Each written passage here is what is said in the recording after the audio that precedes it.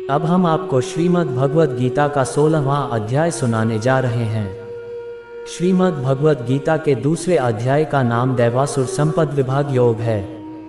7वें अध्याय तथा 9वें अध्याय में भगवान ने कहा है, आसुरी तथा राक्षसी प्रकृति धारण करने वाले मूढ़ लोग मेरा भजन नहीं करते हैं, लेकिन मेरा तिरस्कार करते हैं। और 9वें अध्याय में कहा, दैवी प्रकृति वाले महात्मा पुरुष मुझे सर्वभूतों का आदि और अविनाशी समझकर अनन्य प्रेम से हित सब प्रकार से हमेशा मेरा भजन करते हैं।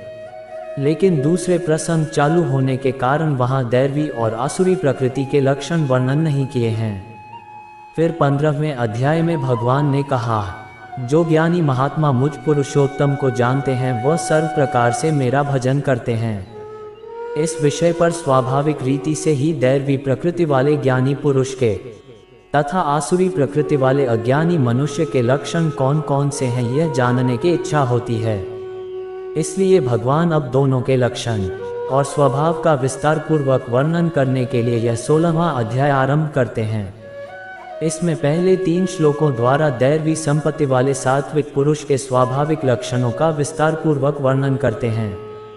श्री भगवान ने कहा, हे भरतवंशी अर्जुन, परमात्मा पर पूर्ण विश्वास करने का भाव यानी निर्भयता, अंतःकरण की शुद्धता का भाव यानी आत्मशुद्धि, परमात्मा की प्राप्ति के ज्ञान में ज्ञान योग, समर्पण का भाव यानी दान, इंद्रियों को संयमित रखने का भाव यानी आत्मसंयम, नियत कर्म करने का भाव यानी यज्ञ परायणता, स्वयं को जानने का भाव यानी स्वाध्याय, परमात्मा प्राप्ति का भाव यानी तपस्या और सत्य को न छिपाने का भाव यानी सरलता, किसी को भी कष्ट नहीं पहुंचाने का भाव, मन और वाणी से एक होने का भाव, गुस्सा रोकने का भाव, कर्तापन का अभाव, मन की चंचलता को रोकने का भाव, किसी की भी निंदा न करने का भाव, समस्त प्राणियों के प्रति करुणा का भाव, लोभ से मुक्त रहने का भाव, इंद्रियों का विषयों के साथ संयोग होने पर भी उनमें आसक्त न होने का भाव, मद का अभाव, गलत कार्य हो जाने पर लज्जा का भाव और असफलता पर विचलित न होने का भाव, ईश्वरीय तेज का होना, अपराधों के लिए माफ कर देने का भाव, किसी भी परिस्थिति में विचलित न होने का भाव, मन और शरीर से शुद्ध रहने का भाव, किसी से भी ईर्ष्या न करने का भाव और सम्मान न पाने का भाव, यह सभी तो दैवीय स्वभाव को लेकर उत्पन्न होने वाले मनुष्य के लक्षण हैं। हे पृथापुत्र, पाखंड, घमंड, अभिमान, क्रोध, निष्ठुरता और अज्ञानता यह सभी आसुरी स्वभाव को लेकर उत्पन्न हुए मनुष्य के लक्षण हैं। दैवीय गुण मुक्ति का कारण बनते हैं और आसुरी गुण बंधन का कारण माने जाते हैं। हे पांडुपुत्र अर्जुन, तू शोक मत कर, क्योंकि तू दैवीय गुणों से युक्त होकर उत्पन्न हुआ है। हे अर्जुन, इस संसार में उत्पन्न सभी मनुष्यों के स्वभाव 2 प्रकार के ही होते हैं, एक दैवीय स्वभाव और दूसरा आसुरी स्वभाव। उनमें से दैवीय गुणों को तो विस्तार पूर्वक कह चुका हूँ, अब तू आसुरी गुणों को भी मुझसे सुन। आसुरी स्वभाव वाले मनुष्य यह नहीं जानते हैं कि क्या करना चाहिए और क्या नहीं करना चाहिए। वह न तो बाहर से और न अंदर से ही पवित्र होते हैं, वह न तो कभी उचित आचरण करते हैं और न ही उनमें सत्य ही पाया जाता है। आसुरी स्वभाव वाले मनुष्य कहते हैं कि झूठा है, इसका न तो कोई आधार है और न ही कोई ईश्वर है। यह संसार बिना किसी कारण के केवल स्त्री पुरुष के संसर्ग से उत्पन्न हुआ है, कामेच्छा के अतिरिक्त अन्य कोई कारण नहीं है। इस प्रकार की दृष्टि को स्वीकार करने वाले मनुष्य जिनका आत्मज्ञान नष्ट हो गया है, बुद्धिहीन होते हैं। ऐसे आसुरी स्वभाव वाले मनुष्य केवल विनाश के लिए ही अनुपयोगी कर्म करते हैं, जिससे संसार का अहित होता है।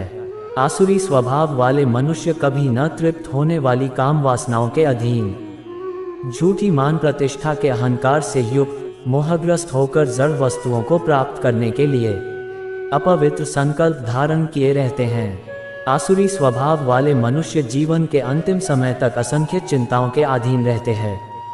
उनके जीवन का परम लक्ष्य केवल इंद्रिय तृप्ति के लिए ही निश्चित रहता है। आसुरी स्वभाव वाले मनुष्य आशा रूपी सैकड़ों रस्सियों से बंधे हुए कामनाओं और क्रोध के अधीन होकर इंद्रिय विषय भोगों के लिए अवैध रूप से धन को जमा करने की इच्छा करते रहते हैं। आसुरी स्वभाव वाले मनुष्य सोचते रहते हैं कि आज मैंने इतना धन प्राप्त कर लिया है, अब इससे और अधिक धन प्राप्त कर लूंगा। मेरे पास आज इतना धन है, भविष्य में बढ़कर और अधिक हो जाएगा। आसुरी स्वभाव वाले मनुष्य सोचते रहते हैं कि वह शत्रु मेरे द्वारा मारा गया और उन अन्य शत्रुओं को भी मैं मार डालूंगा। मैं ही भगवान हूँ, मैं ही समस्त ऐश्वर्य को भोगने वाला हूँ, मैं ही सिद्ध हूँ, मैं ही सबसे शक्तिशाली हूँ और मैं ही सबसे सुखी हूँ। आसुरी स्वभाव वाले मनुष्य सोचते रहते हैं कि मैं सबसे धनी हूँ, मेरा संबंध बड़े कुलीन परिवार से है, मेरे समान अन्य कौन है। मैं यज्ञ करूँगा, दान दूंगा और इस प्रकार मैं जीवन का मजा लूँगा। इस प्रकार आसुरी स्वभाव वाले मनुष्य अज्ञानवश मोहग्रस्त होते रहते हैं, अनेक प्रकार की चिंताओं से भ्रमित होकर मोह रूपी जाल से बंधे हुए। इंद्रिय विषय भोगों में आसक्त आसुरी स्वभाव वाले मनुष्य अपवित्र नरक में गिर जाते हैं। आसुरी स्वभाव वाले स्वयं को ही श्रेष्ठ मानने वाले घमंडी मनुष्य धन और झूठी मान प्रतिष्ठा के मद में लीन होकर केवल नाम मात्र के लिए बिना किसी शास्त्र विधि के घमंड के साथ यज्ञ करते हैं।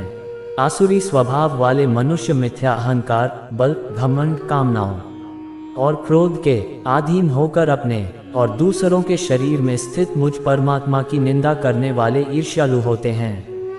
आसुरी स्वभाव वाले ईर्ष्यालु, क्रूरकर्मी और मनुष्यों में अधम होते हैं।